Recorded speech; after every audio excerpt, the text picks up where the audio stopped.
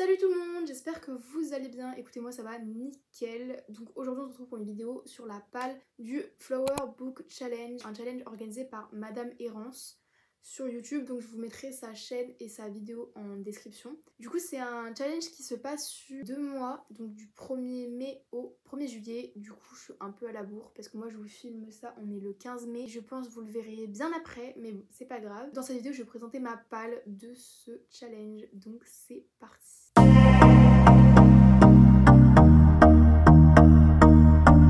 Je vais lire un peu sur mon carnet, je suis désolée. Donc premier menu, première catégorie, c'est l'aconite. Donc c'est un livre bleu et ou sur la trahison. Donc j'ai choisi Nightban, donc c'est le tome 2 de Light Lark, donc écrit par Alex Astor aux éditions Lumen. Donc c'est le tome 2, donc je vais pas vous résumer trop. Apparemment il va y avoir de terribles trahisons. Dans le tome 1, il participe à un concours qui s'appelle le cantonal pardon. Du coup dedans les personnages font une compétition et c'est rempli de trahisons. Du coup voilà pourquoi j'ai choisi Nightban, sachant que lui il est surprévu dans ma palle de juin. Je vais vous faire un petit aparté, c'est que là je vous présente des livres, mais est-ce que je vais respecter la palle? Je ne sais pas. J'ai envie d'essayer de faire le challenge. Après, est-ce que je vais vraiment le respecter de A à Z? Je ne sais pas, parce que c'est vrai que j'aime bien aussi faire d'autres lectures, donc on verra. Et ensuite j'ai mis Dark Shore, déjà parce qu'il est bleu et que j'ai vraiment envie de le lire et qu'il y a le tome 2 qui sort aujourd'hui d'ailleurs. Donc Dark Shore de Daniel L. Jensen, édité aux éditions Big Bang. Dark Shore, on est dans un monde qui est divisé par les dieux. C'est une fantaisie maritime, donc un peu comme le Pont des Tempêtes. Du coup on suit Teriana qui est une marin et qui est la gardienne de son peuple. Elle veut sauver sa meilleure amie et donc pour sauver sa meilleure amie, elle va briser une loi sacrée. Et on va aussi suivre en parallèle Marcus qui est le commandant d'un empire. C'est un peu tout faire résumer, mais en gros c'est une conquête d'un nouveau territoire dans la même lignée que le Pont des Tempêtes. Ensuite, deuxième menu, le Camélia. Donc c'est soit un livre rouge et ou tout ce qui touche à la fidélité à une saga, un genre, un auteur. J'ai choisi, donc il est rouge on va dire, hein. J'ai choisi Phobos de Victor Dixon, donc c'est le tome 2 aux éditions PKJ. Donc dedans on va suivre des personnages qui sont 12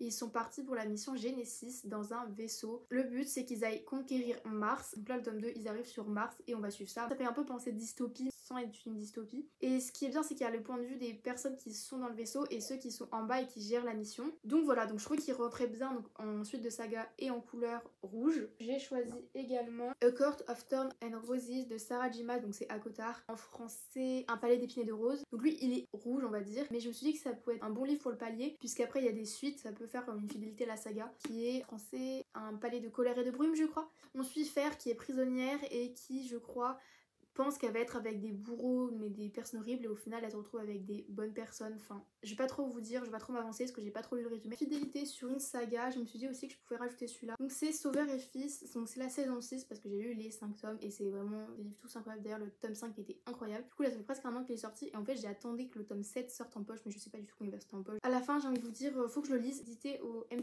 poche et ça fait vraiment format broché. Ils sont pas chers pour des formats comme ça. Du coup on suit un psychologue et son fils et on leur suit dans leurs aventures et surtout le psychologue, comment il est avec ses patients, etc. Ensuite, le palier numéro 3, c'est L'Azalée, un livre rose et ou sur l'amour pur. J'ai choisi 1000 baisers pour un garçon de Tilly Cole, ici dans la maison d'édition Le Livre de Poche Jeunesse. Donc je pense que là c'est vraiment le bon, donc déjà il est court. Donc dedans on suit Poppy et Rune qui sont amoureux depuis l'enfance. Pour tout le monde ce sont des âmes sœurs et qu'ils peuvent absolument finir que ensemble. Il n'y a pas d'autres solutions, ils finiront ensemble. Sauf que un jour Rune part pour sa Norvège natale pendant 2 ans et ils se promettent avec Poppy de ne pas perdre contact et de s'envoyer des lettres parce que pour eux ce n'est pas possible que ça s'arrête. Sauf que du jour au lendemain, Poppy va arrêter de répondre aux lettres et aux messages de Rune. Sauf que Rune, lui, il ne va pas comprendre. Rune va avoir le cœur brisé et apparemment c'est un livre très bouleversant. Et je trouve qu'il rentre vraiment dans l'amour pur celui-là. Et du coup, il rentrait dans les deux catégories. Catégorie numéro 4, donc c'est L'œillet,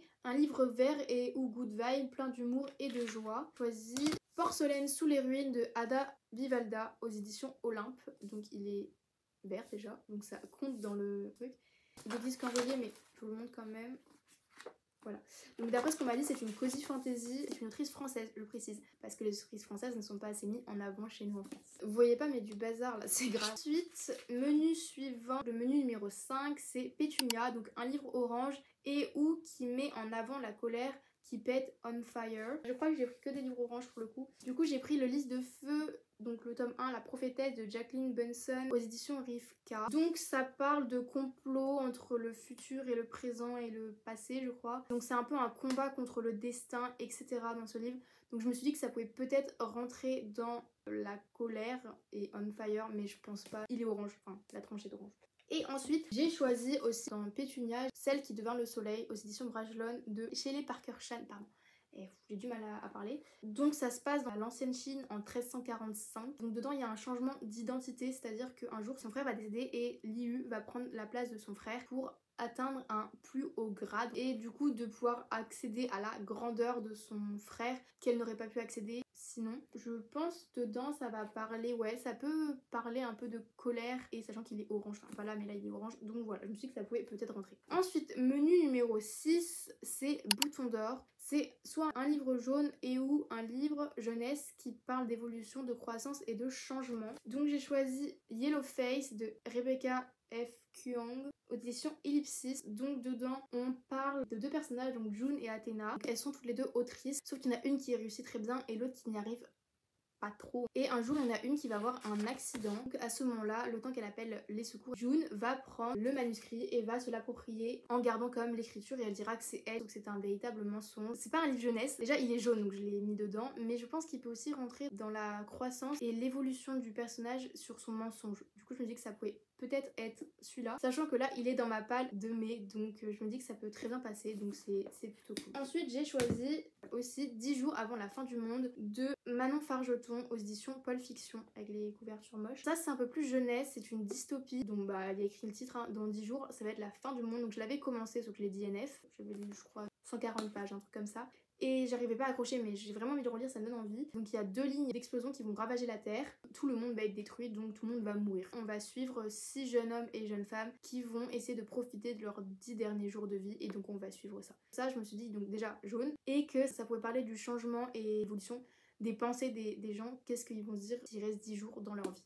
Je vous retrouve, comment vous dire, dans un autre plan, pas du tout au même endroit. Et pas du tout habillée pareil, mais parce que pour la palle j'ai réfléchi et tout et je me suis dit que je pouvais rajouter celui-là et je me suis dit parce que je suis descendue en bas et en fait je l'avais descendu en bas quand j'avais fait mon rangement bibliothèque, cette vidéo là, et en fait j'avais descendu mais au final je me suis dit en fait je suis bête, je l'ai vu dans une vidéo des pépites de Gladys qui faisait le challenge été glacé. Oui je suis très en retard quand je regarde les vidéos et je l'ai vu et je me suis dit mais en fait je l'ai et il peut être c'est un livre jeunesse et que je pense qu'il peut être bien. Donc c'est Les Royaumes du Nord de Philippe Pullman à la croisée des mondes, donc c'est le tome 1, je savais pas que c'était une saga.